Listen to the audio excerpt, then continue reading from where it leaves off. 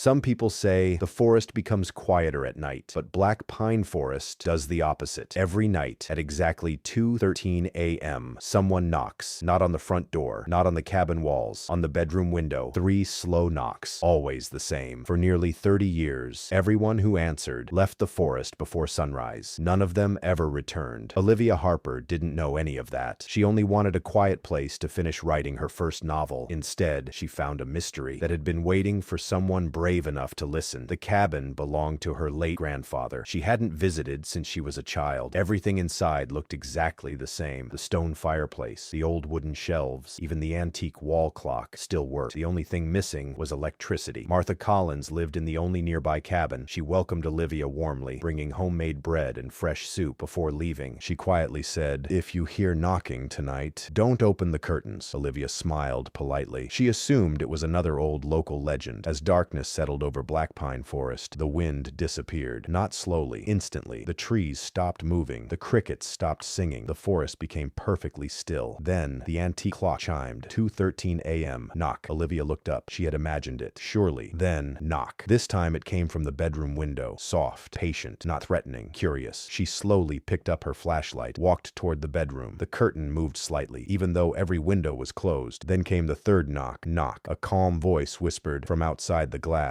"Olivia, you forgot something." She froze. No one in the forest should know her name. Against every warning, Olivia slowly pulled the curtain aside. Outside stood a man in an old park ranger uniform. His flashlight wasn't turned on. His face remained hidden beneath his hat. He simply tipped the brim politely. Then, he pointed silently toward the deepest part of the forest. Behind him, dozens of lantern lights slowly appeared between the trees. 1, then 5, then 20, moving together without making a sound. The ranger looked back at Olivia one final time. Then, he mouthed 3 silent words. "Don't follow them." The lanterns turned together and disappeared deeper into the forest. But something else stepped out of the trees. Someone carrying Olivia's childhood teddy bear. The same one she had lost here 20 years ago. Olivia's hands trembled. She whispered, "That's impossible." The figure slowly lifted the teddy bear and gently waved. Then, the cabin lights from her lantern suddenly went out. The bedroom became completely dark. Only one sound remained. Soft footsteps walking toward the front door. The cabin was silent. No wind, no birds. Only the slow footsteps outside. One, then another, circling the front porch. Olivia held her breath. The lantern had gone out. The only light came from the moon filtering through the trees. Then, the footsteps stopped. A gentle knock came from the front door. Not loud, not demanding, just knock. Olivia remembered Martha's warning. "Don't answer after 2:13. She stepped backward. The old wooden floor creaked beneath her boots. Outside, the mysterious visitor spoke for the first time. "I'm leaving something for you." No anger, no threat, only calm certainty. A few seconds later, she heard footsteps walking away from the porch. Slowly, they disappeared into the forest. Olivia waited until dawn. Only then did she unlock the front door. On the welcome mat rested an old metal compass. Its glass was scratched. Its brass surface carried tiny engraved letters. She cleaned away the dirt. The words became visible. "Property of Ranger Daniel Ashcroft." Beneath the name, another message. "If the compass turns blue, don't follow the lights." After breakfast, Olivia drove into the nearest town. The local museum displayed old photographs of Black Pine National Park. Near the back wall, one picture caught her attention. It showed a group of park rangers standing proudly beside the forest entrance. Olivia immediately recognized one of them, the silent ranger. The museum curator smiled. "That's Daniel Ashcroft, our last head ranger. He disappeared in 1958. No trace was ever found." The curator unlocked a glass display. Inside rested Daniel's journal. One page had been opened for visitors. It contained only one sentence. "The lights aren't leading people away. They're trying to lead someone home." Olivia frowned. "Home? Who?" The curator quietly answered, "Nobody ever figured that out." That evening, Olivia returned to the cabin before sunset. Martha Collins was waiting on the porch. Without a word, she handed Olivia an old family photograph. It showed Olivia's grandfather standing beside Ranger Daniel Ashcroft. The date, 1957. "They were best friends," Martha explained. "They searched these woods together." Olivia looked closely. Behind the two men, almost hidden between the trees, stood a little girl holding a teddy bear. Martha's voice became quieter. "The little girl vanished one autumn afternoon. They searched for weeks. But Daniel always believed she never left the forest." Olivia looked toward the tree line. "The teddy bear," Martha nodded. "It belonged to her." Night returned. The cabin clock ticked steadily. 2:12 a.m. Olivia placed the brass compass on the table. Its needle spun wildly. Then it stopped. The brass face slowly reflected an unusual blue glow. Outside, dozens of lanterns appeared once again, floating silently between the trees. But tonight, they weren't moving. moving away. They were moving toward the cabin. A soft knock echoed against the bedroom window. Olivia turned. The silent ranger stood there once more. This time, he slowly removed his weathered hat. His face was tired, kind, and unmistakably real. He spoke only 4 words. She found the path. Before Olivia could respond, the lantern lights suddenly stopped. Every single one. The forest became silent again. Then, a child's laugh drifted through the trees. Not frightening, gentle, hopeful. The ranger smiled for the first time. Olivia stepped outside. The compass in her hand pointed toward a narrow trail she had never noticed before. At the end of the path stood an enormous oak tree. Its trunk contained a small wooden door, barely large enough for a child. The teddy bear rested carefully beside it. Attached to the bear was a faded ribbon. The embroidery read, "Emily Ashcroft, Daniel's daughter." Olivia slowly looked back toward the cabin. The silent ranger was gone. Only his old flashlight remained on the porch. Olivia picked up the teddy bear. The little wooden door slowly opened by itself. Warm, golden light spilled from inside the ancient tree. Then, a small voice whispered, "Dad finally came back." Olivia looked into the glowing doorway. Far below, she saw a hidden staircase descending into the earth, and someone, holding a lantern, was already waiting at the bottom. The little wooden door stood open. Warm, golden light spilled across the forest floor. Olivia held the old teddy bear close. She looked back one last time. The cabin stood peacefully beneath the moon. Ahead, a narrow staircase disappeared beneath the ancient oak tree. She took a deep breath and stepped inside. The staircase curved gently underground. The air felt warm. The scent of pine filled the passage. At the bottom, Olivia entered a beautiful stone chamber. Hundreds of old lanterns hung from the ceiling. Each one glowed softly. Each carried a small brass nameplate. Every lantern belonged to someone who had once been lost in Black Pine Forest and found their way home. Only one lantern remained unlit. Its nameplate read, "Emily Ashcroft." The young girl stepped forward from the far side of the chamber. She looked exactly like the child in the old photograph. She smiled warmly. "My dad promised he would come back." Olivia knelt beside her. "He never stopped looking for you." The little girl gently placed her teddy bear beside the unlit lantern. It immediately burst into a soft golden glow. At that same moment, the old ranger's flashlight in Olivia's hand turned off forever. Its job was finally complete. Above the chamber, the forest came alive. The wind returned. Branches swayed gently. Owls called from distant trees. For the first time since Olivia had arrived, Black Pine Forest sounded like an ordinary forest again. The silence had finally lifted. Olivia climbed back to the surface. Morning sunlight filtered through the trees. Standing beside the old oak was Martha Collins. She smiled the moment she saw Olivia. "You found her." Olivia nodded quietly. Martha looked toward the forest. "I've waited a long time to hear those birds again." A few days later, the town gathered outside the small ranger station. Workers carefully unveiled a new bronze memorial. It honored Ranger Daniel Ashcroft. The inscription read, "He never stopped searching." As everyone applauded, a gentle breeze crossed the clearing. Olivia glanced toward the forest. For just a moment, she saw Daniel standing between the pines. He tipped his old ranger hat, then turned and calmly walked deeper into the morning light. Weeks passed. Olivia finished writing her novel. She titled it The Forest That Remembered. Readers believed it was fiction. Only Martha smiled whenever she saw the book in town. She knew some stories are too extraordinary to explain. They simply wait for someone willing to listen. Some mysteries are solved with answers. Others are solved with kindness, patience, and keeping a promise that someone else could not finish. Sometimes the greatest adventure isn't discovering something new. It's helping an old story finally reach its ending. Late one autumn evening, Olivia received a small envelope with no return address. Inside was a single photograph. It showed an old train station deep in the mountains. The station clock read 3:33 a.m. On the back, someone had written, "The last train still arrives, even though the tracks disappeared years ago." As Olivia looked at the photograph, the station clock's hands slowly moved. Then, a tiny plume of steam appeared beside the platform.